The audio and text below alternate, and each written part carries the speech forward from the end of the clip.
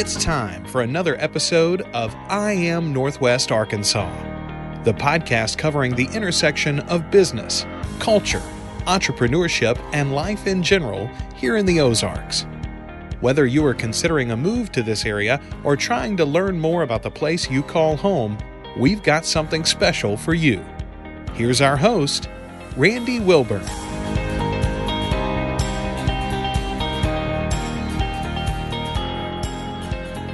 Hey folks, and welcome to another episode of I Am Northwest Arkansas. I'm your host, Randy Wilburn, and today, that's right, you know the word I'm about to use, I have another amazing guest.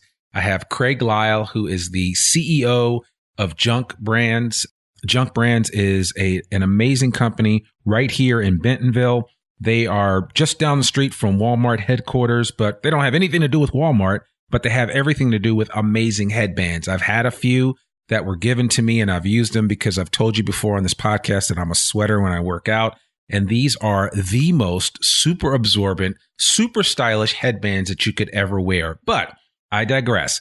I really wanted to sit down and talk with the head guy here and learn more about how this brand came to be, and also learn more about him because his life, his arc of experience and everything that he's been through is actually quite interesting. So without further ado, Craig Lyle from Junk Brands. Craig, how are you doing this morning? I'm doing great. Thank you. Good.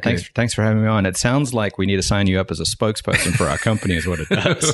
Well, we can work some of that. We can talk about that off air for sure. But we were talking a little bit before we started recording, and you were sharing a little bit about your background, and I had detected your accent, and then we had a great little conversation about where you're originally from. But why don't you just give our audience a little bit of your background, and as I like to say, superhero origin story. Everybody's got a superhero story to tell.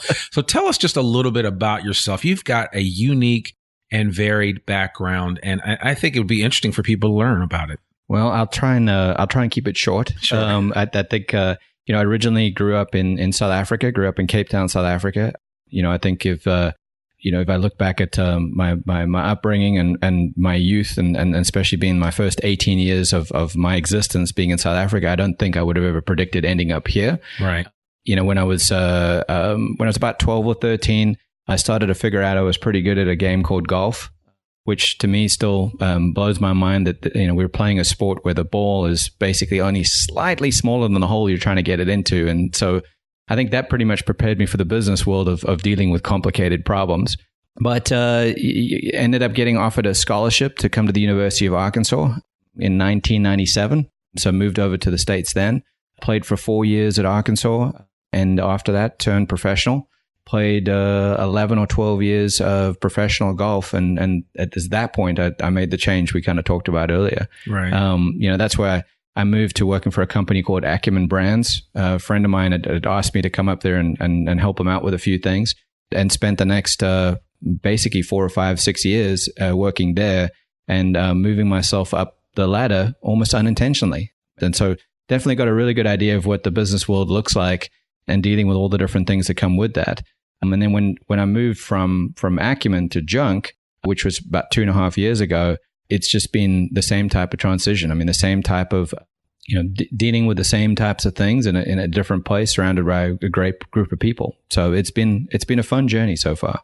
Okay. Well, before we get into just talking a little bit about the transition from Acumen and how you got prepared and moving over to Junk, I've got to ask you, because it's been on my mind. Did you play in the Masters? I did not. You did not play in the Masters. No, okay. Thanks for bringing up the one tournament I never got to play in that I wanted to play in. Probably the biggest tournament that I played in was the US Open in 2000.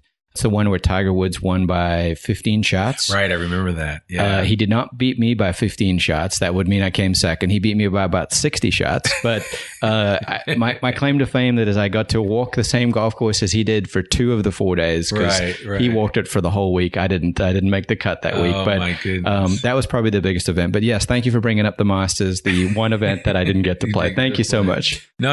It's all good. Do you still play golf now or from time to time? Very, very rarely. Really? Too busy. I mean, work just kind of keeps you too busy. And, kind of like we talked before we started, even today, with 3 kids, I know you've got 3 kids too, but with 3 kids, I love spending time with them. And, between work and the time you have left over, I usually spend that time with them, doing things there rather than playing golf, which just takes a long time, 4 or 5 hours to play a round of golf. I play with my son, my oldest, a little bit, but I get too mad at it because I'm not as good as I used to be. And I don't know how good I was before anyway, but my imagination tells me I should be better. So it's like I'd rather do something that's removing stress than adding stress to it. The thing I like about golf is that it's a humbling sport, certainly for the casual player, but it's an even more humbling sport for the pro, because 1 minute you're at the top, the next minute you're down here, and it's a great equalizer when you look at it. So. Well, it's similar in many sports that you're really judging yourself compared to your own expectations. Right. And so with golf, if you're a professional, you expect to shoot 68 or less every day. If you're a newbie that's only been playing for 6 months, you expect to break 100 every day. Yeah. And if either of those things don't happen, both of those levels of golfer are equally as mad at themselves. And it's just, to me, like I said, I think back about the game and I think of the percentage of time that you spend frustrated, mad, or angry compared to happy. It's like, I don't know why anybody plays golf, to be honest. I mean, it's just even when I was playing my best at my best years, I still spent 90% of my time frustrated, mad, or angry. And so it's a unique mindset, that's enjoyable. Right. Yeah, and so it's still a fun game for most, just not for me right now. No, I got it. Totally. So, well, let's talk a little bit about your transition here. Did you end up moving back here, or did you stay here after you graduated from the U of A? So I actually stayed here for most of the time. I moved to Dallas for a brief amount of time, 2007. Okay. I found, when I was playing on the tour, that I found that I spent most of the time. My first flight was Northwest Arkansas to Dallas, and then Dallas on to wherever the tournament was. Right. And so I tried to take out that jump by just moving down there, and there was a lot more golfers living down there too. So to be able to play with some other professionals on a weekly basis when I was at home. Then when I decided not to play anymore, I liked Northwest Arkansas. I didn't dislike Dallas, but I liked Northwest Arkansas better. I love the area. I love everything about it. Right. I think back in 97 when I first came here, and how different it is now compared to then. How much has expanded. Walmart, you mentioned it earlier. How much they've brought into the area. I mean, as far as the way that they're developing bike trails and, just the whole infrastructure of Northwest Arkansas, how it's changing. It's such a great place to live that the moment I wasn't going to play golf anymore, I just made that ride right back up the road back to Northwest Arkansas. And so that's 2007 to most of 2009, I was down there, but the rest of the time since 97, I've been here in Northwest Arkansas. Okay. All right. Yeah. No, I'm glad you said that, because I think a lot of people don't realize how much this area has really changed. And when I talk to people that lived here back in the day, and when I say back in the day, I mean just 97 was 22 years ago. So, yep. I mean, that was kind of back in the day. I mean, 49 wasn't up. I don't even know if the Bobby Hopper Tunnel had been completed. I mean, a lot of that stuff. So people, when they come here now and they're like, oh my God, this is not the same place. It's just a lot different. And that's part of the reason, like I said, why I tell this all the time, why I created this podcast, was to give people kind of an in-depth look into what Northwest Arkansas is all about, both for the people here as well as for the people that want to come here. And I think we all, myself, yourself included, because you have a company, we all have to contribute to that idea that, hey, this is actually a great place to live. If you don't like it, you can certainly leave. Absolutely. But I think if you like it, then you need to be all in and get people excited about what is and what can be. So. No, absolutely. I can say when I first started playing professional golf, so that was 2001, 2002, fortunate enough, got to travel to a lot of places. And when I would meet people, they would ask where I lived and I would tell them. And most of the time the reaction was like, well, why? Why do you live there? You could choose to live anywhere. You're a golfer. And that was the reaction I'd gotten from most people who hadn't been here. Right. And anyone that I met that had been here already, their reaction was always, oh, it's a beautiful place. So like, what a nice place to live. And so I think what's happened is more and more people have come here and more people have realized it has changed. And it has transformed, but at the same time, it was always a nice place. I think just more and more people are realizing that it's a nice place. Yeah. So that's been fun to see. Yeah, that's absolutely true. That is absolutely true. So let's talk a little bit. So you transition out of playing on the PGA Tour. You end up at Acumen Brands, and you told me a really interesting story about how you worked your way up the ladder. And I think it's important to mention, because we do like to to talk about some of the things that are required to be successful, especially in business and in entrepreneurship. But you got a chance to, at Acumen, to touch in a lot of departments and a lot of areas and really cut your teeth and develop that. Almost, it was like a preparation for you for what you're doing here at Junk now. You want to just talk a little bit about that? You know, it's a couple things. I think my golf career also prepared me a lot more for the business world than I would have expected it to. You know, when I decided not to play anymore, like I was a little worried for two reasons. One, that, you know, I didn't really know what I wanted to do next. But second of all, I didn't really have any experience in the work world. And so like I wasn't going to bring a lot of my resume wasn't exactly padded with business experience. And so when I started, I was fortunate enough that when I walked in the doors at Acumen, it was joining a really fast growing company. And, you know, any fast growing company's got a lot of opportunity that's going to come out of it. And so putting my head down and doing the simple jobs that I was given at the beginning and making boxes, you know, kind of led to doing something else because I apparently was good at making boxes. Who knew, right? Right. But, you know, once these positions or these opportunities started to open up, and, you know, I was never doing what I was doing trying to climb up a ladder. I was never doing it because I wanted to move to another role, or I thought, you know, if I get really good at this, I can go and do that. Right. It was just more about being excited about being part of a fast-growing company and a team of people that, you know, all had the same vision and working really hard at it. And, you know, that's what led to me being able to make boxes and then work in the warehouse and then, you know, supervise a fulfillment group and then managing a group and then, you know, moving into the admin building and in the end, you know, running all of operations and then giving a chance at the end to basically run, being the general manager for Country Outfitter and, you know, run the whole group. It was, you don't realize it while it's happening. And when you look back at it afterwards, it's exciting to be a part of something like that and be surrounded by the people I was surrounded by. Yeah. And I would imagine that those opportunities exist a lot more here than you might find in other places because there's so many, you know, supporting programs that support that big company down the street. And I'm kind of gesturing towards the direction of Walmart. And, you know, a lot of times people don't realize that that's kind of the grease that keeps the wheels going and going smoothly. So tell us, you ended up here at Junk, and what have you been doing here, and what's going on? I mean, this building. That's a great question. Yeah, this building is really cool. Just for my listeners, I come in here. I'm actually in Craig's office. He's got a stand-up desk. He's got a little sign that says he's out of answers, which I could clearly borrow that sign from him. He's got some really cool pictures on the wall with some really great athletes that are wearing the Junk brand headbands. And it's just a nice kind of funky place, really funky vibe to come into. And by the way, I really want to encourage you, if you're up here in Bentonville, we'll put the address in the show notes, but you need to come by. They've actually got a little showroom where they have really great headbands. You can check all that stuff out, but I've actually gotten a couple pairs. I swear by them now. I will not go out in public working out without a Junk headband on. So, like I said, you're going to be a spokesman for us. Exactly. I'm not getting paid for this, folks, but I just want you to know, I mean, I'm not a shill for these guys. They really work and they're really good. But without further ado, just tell us a little bit about Junk. Well, you know, I think the easiest way to explain Junk is even explaining how I ended up here. And, you know, when I came up here, it's about 2.5 years ago, I came up here to actually have lunch with a couple of friends of mine that worked here. They ended up giving me a tour of the building, and they introduced me to the founders of Junk, you know, Bo and Courtney Barrett, and ended up talking to them for a while, just meeting and greeting. I mean, it was literally just you know, how's it going, and how's the business and how's the work, and you know, it was fun for me to be able to see what Junk was all about. Right. Completely honestly, at the time, I was like, it's a headband company. That's what they are. Right.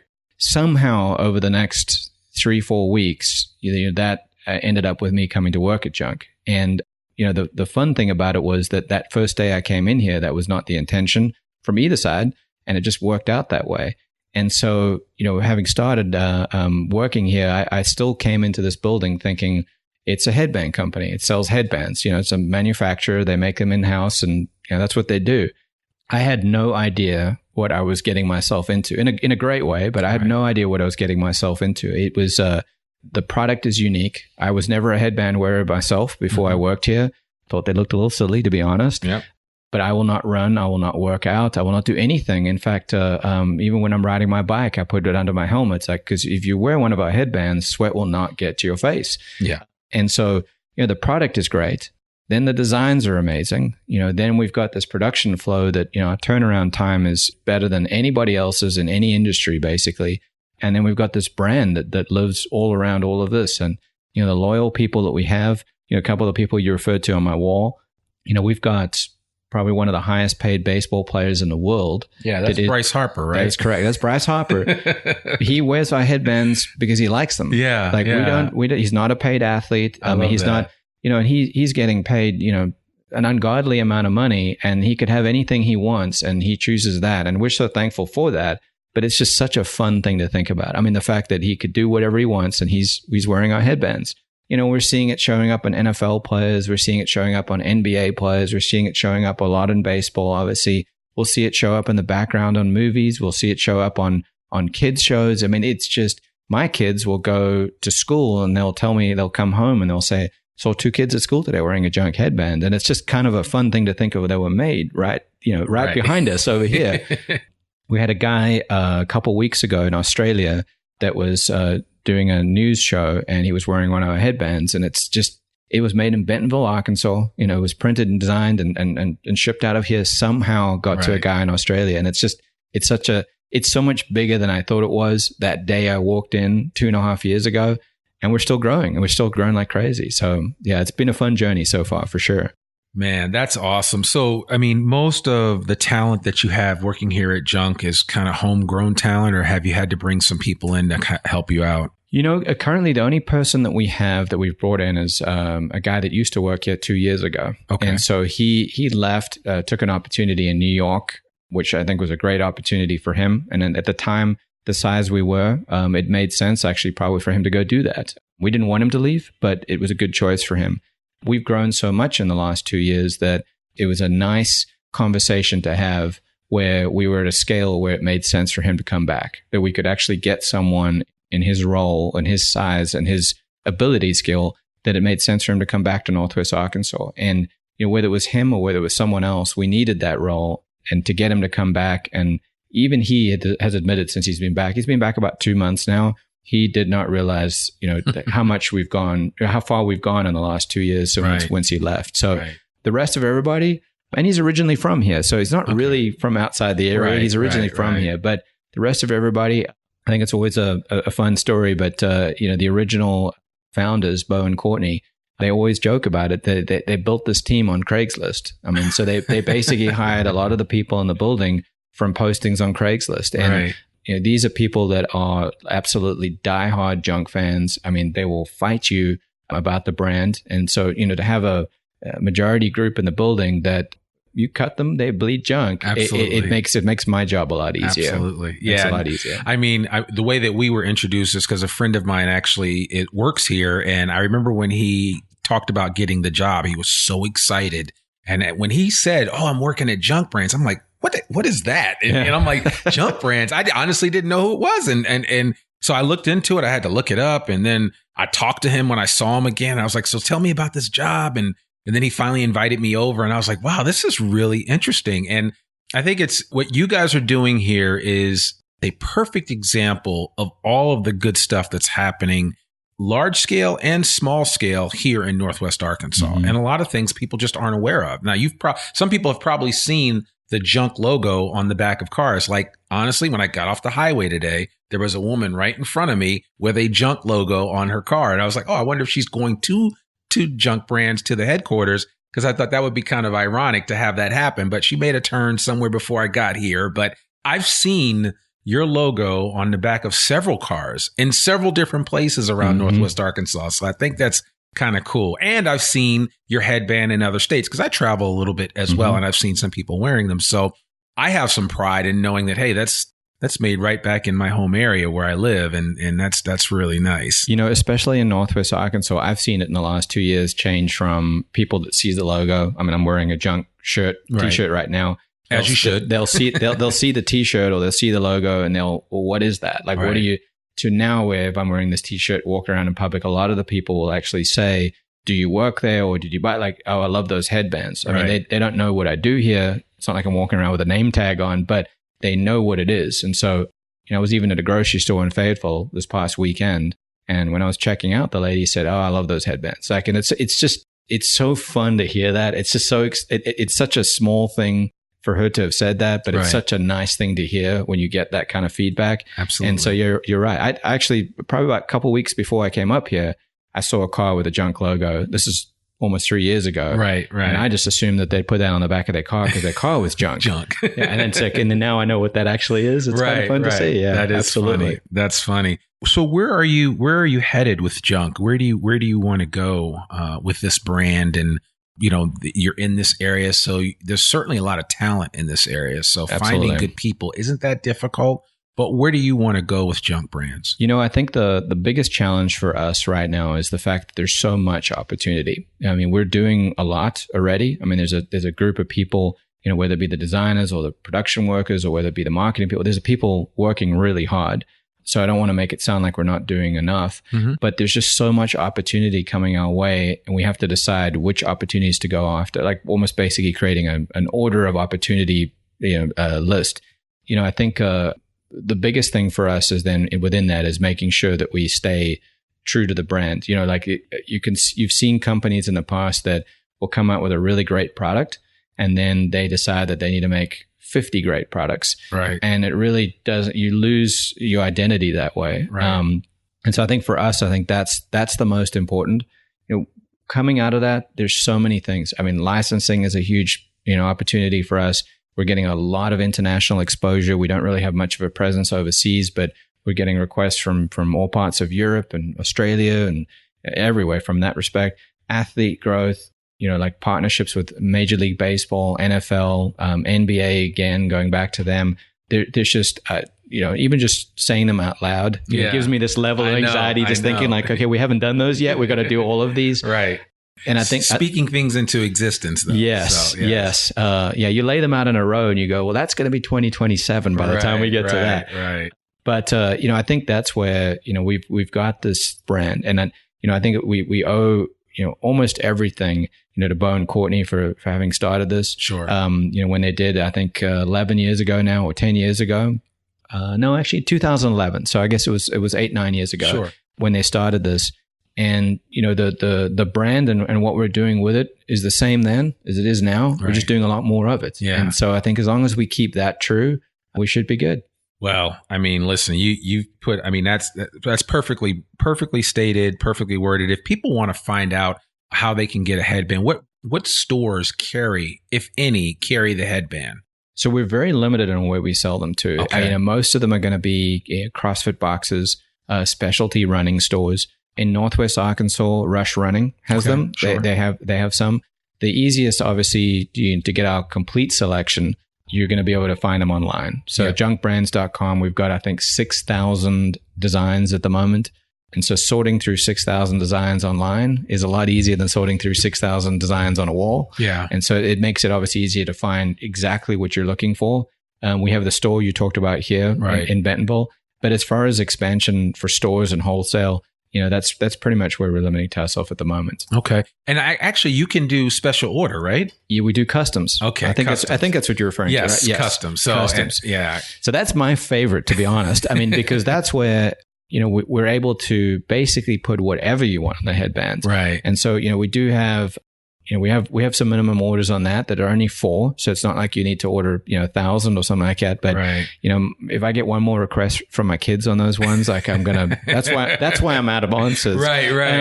But, they work for, kids' birthday parties to like teams, to football teams, to things at school, to fundraisers. And, we've seen that area, of our business really grow over the last couple of years because of it. But it's also, again, just such a fun thing to see grow, because the uses of it are just becoming wider and wider. Oh, absolutely. I mean, you could use it for gardening when it's hot. I mean, you could use it for a million different things. And I actually may take you guys up on a custom order, because I kind of want to we got a brand new logo for I Am Northwest Arkansas. And I really want to get some headbands made. And I have another one that just says, get 1% better every day. That's awesome. Incremental growth is huge. And I think we need to be reminded of that. Absolutely. But I may have to sit down with with you and some other folks and come up with a couple of ideas and put together a little junk brand store on the I Am Northwest Arkansas website and sell some headbands. So why don't you going to come work here? Yeah, absolutely. So, well, I'm actually doing that right now. That's why I'm sitting down with you guys and doing this. But but no, Craig, I really appreciate you taking time. And if there was anything else that you wanted to share with our audience as we close, is there one last thought that you want to give? You know, I would say this is going to sound like a cheesy pitch for Northwest Arkansas, but you know, having been fortunate enough to travel around as much as I have, and a lot of people get to travel, that part's not unique. I've been in a lot of parts all over the country. And, you know, I think we have something here that truly is great. Mm-hmm. And it's getting greater, if that's a word. Yeah. You know, junk, I think, just makes so much sense being here. And I don't know if it would have made as much sense being anywhere else. I think it really just fits, and it makes us better at what we do because we're here. It just fits. Yeah. And so, you know, I think that's where, you know, from a Northwest Arkansas and a Bentonville, even specifically down to where junk is now.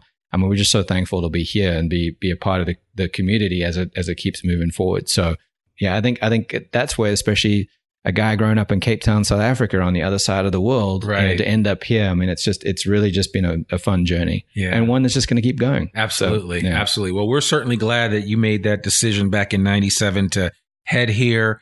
University of Arkansas golf player, PGA Tour player, just worked his way up at Acumen Brands and now running junk, no pun intended, here in Bentonville. Craig Lyle, and we certainly appreciate it. Thank you so much for coming on the podcast. And appreciate it. If anybody wants to reach out to you, what's the best way to contact you? Me personally or the company? You are the company. It doesn't matter. Probably just my email address. Okay. It's craig.lyle@junkbrands.com. Perfect. I'll put that in the show notes. Yeah, and I think as far as the company is concerned, I can obviously always redirect those to wherever they need to go to. Right. Yeah. If there's going to be people listening to this that may even want to inquire about ordering some custom headbands. I highly recommend it. It would be a great fundraising tool. Absolutely. I don't care if you're a church, you're some type of civic organization or anything, a school looking to raise some additional funds. You couldn't go wrong ordering these headbands in whatever logos that you guys use. And it'll be a benefit to all those that purchase them. And it's something that will last. I tell you, I have worn mine, thrown it around, wrung it out in the shower, washed it off. The next day, it's good to go. I throw it right back on, and there you have it. So yeah. Well, just the last thing on that one, at the CrossFit Games every year we go to, there's been a loyal, you know, junk fan base in that group of the demographic. So basically for a long time. And every year we go there, we see designs and headbands that we sold from 6 or 7 years ago that we don't make anymore. The people are still wearing, and they look like the day that we sold them to them. So that's awesome. It really is fun to see that. You know, what you're going to probably have to create is a headband Hall of Fame. I think it's a great idea. I think that is a good idea. Okay. So let's do that. So you're starting here Monday, right? Yes. Like it's like, okay, just making sure. Yes, absolutely. We'll make sure you got your desk set up and everything. Yeah, standing desk. Yeah, well, absolutely. I'll make one this weekend. I appreciate that. Folks, Craig Lyle from Junk Brands. Really appreciate him coming on I Am Northwest Arkansas podcast. This is, again, all about Northwest Arkansas. We really appreciate you taking time to listen out to this particular episode. As you know, we come to you every Monday at 12 noon, a new episode of I Am Northwest Arkansas, focusing on the intersection of business, culture, entrepreneurship, and life. And we want to hear from you. So if you have any questions, you want to learn anything about what we're doing here with the podcast, if you think you know somebody that might be a good guest for the podcast, let us know. You can always reach out to me, Randy, at I Am Northwest Arkansas, and just check us out. Now, remember, anything or any information that you want to know about this particular episode or any of our episodes is always online at IamNorthwestArkansas.com. And this will be episode, I don't know what episode number it'll be, but it'll come out. When it comes out, you can get all the information and contact information for Craig, contact information for Junk. And do us a favor. If you've learned about junk from this podcast and you come in here and buy something, just tell them, hey, we heard about you guys on that I Am Northwest Arkansas podcast with that loudmouth Randy. We came in to try out the headbands to see if they really are as good as they are. I tell you what, I'm putting myself out there. I'll buy your headband back if you don't like it. That's how good I think they are. So I'm putting the gauntlet down now. Check out the headbands at Junk Brands. You'll love them. I am Randy, your host for I Am Northwest Arkansas, and I will see you guys next week. Bye for now. We hope you enjoyed this episode of I Am Northwest Arkansas. Check us out each and every week, available anywhere that great podcasts can be found. For show notes or more information on becoming a guest, visit IamNorthwestArkansas.com. We'll see you next week on I Am Northwest Arkansas.